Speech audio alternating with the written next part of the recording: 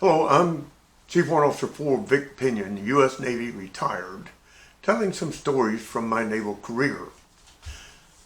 This one was when I was a Chief Warrant Officer 3, serving as the Ship Installations Officer at the Commander Fleet Air Force's Western Pacific Detachment QB Point, Philippines.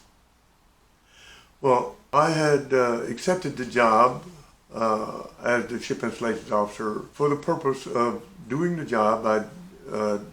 My wife had met me down there when I was still on the Midway. I told that story, and we both loved the place. And so I accepted the orders and we transferred down there. I've told that story already. The officer that I was relieving, an LDO lieutenant, I've already told a story about him being loaded down with collateral duties that he had inherited from his predecessor, who I believe had accepted them because he had made commander and had taken on the additional job of assistant officer in charge of the detachment. Well, with that came all these collateral duties that the assistant officer in charge had.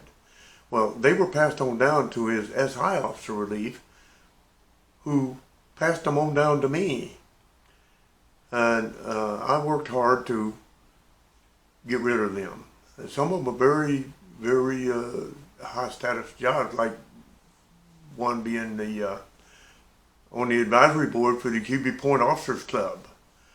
Man, there's a lot of officers that would have dreamed of having that job. Well, they didn't listen to me, so I told my officer in charge, Captain Steve Block, I didn't like that job, and he took it for himself to do. Okay, well, it left me with my Ship Installations Officer job and a whole bunch of those collateral duty jobs.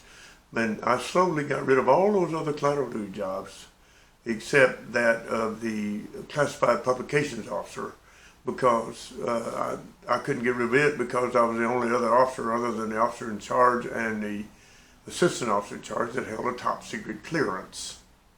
So I kept that job, and my main job, my primary job, was the one I accepted when I transferred there, the Ship Installations Officer job. So I worked with the CAFSU reps, and we talked quite a bit about performing best services to the fleet. Well, I had never really been dissatisfied with the services I had received from the Subic Bay CAFSU office, or the Yokosuka one for that matter.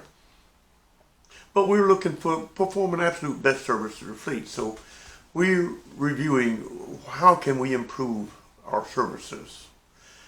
Well, one thing that Satch Stafford, the mechanical CAFSU rep, told me was that every ship that visited aircraft carrier that visited Subic Bay, just automatic thing, had a work request to have some slings and eye bolts manufactured there to serve their needs.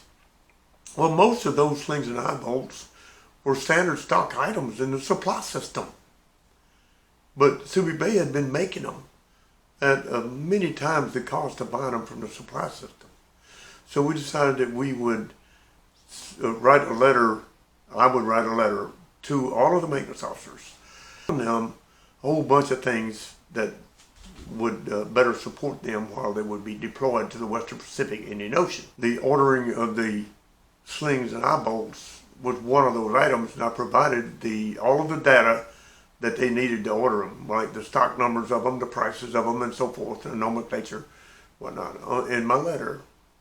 But it was so ingrained in those maintenance officers and maintenance chiefs that almost every one of them still hit us with a work request to manufacture some of them.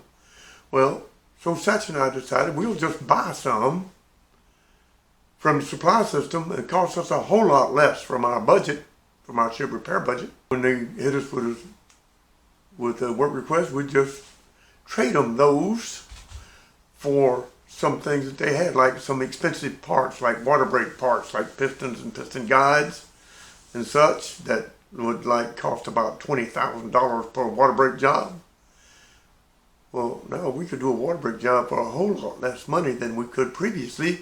And in addition to supplying them with those slings and eye bolts at a whole lot less money than we had previously, we were making out like bandits in our budget. Which brings me to the budget.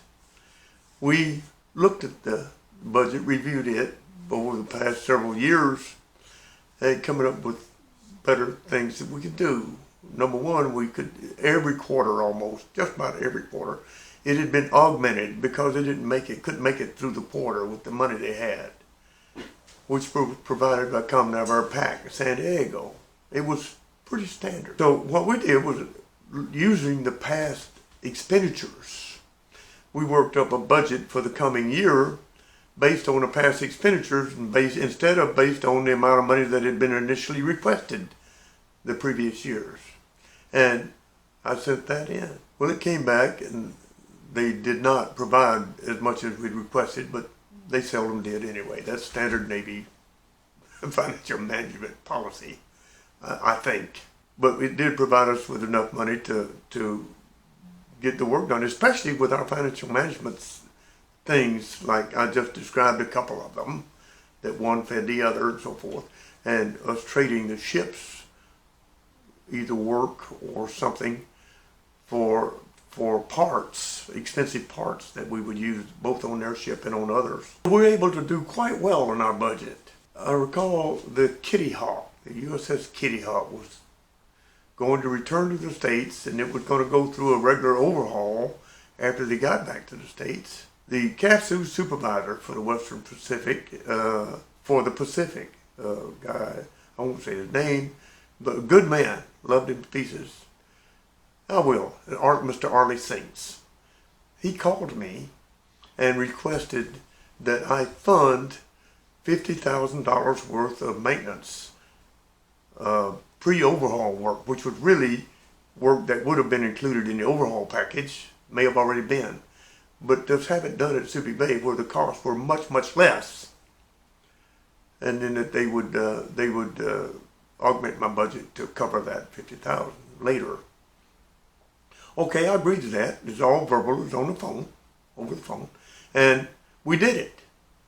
Well, there were some personnel management decisions made by the Commander Naval Air Engineering Center where they relieved Arlie Sinks with another man that they promoted to GM-14 that had been on the East Coast, sent him to San Diego. Well, the time had passed and I had needed to augment my budget, that $50,000. I sent a message requesting it, and here comes another message back from Coming Up Our PAC accusing me of mismanaging our funds. Well, I'll do a part 2 to this story. Y'all carry on.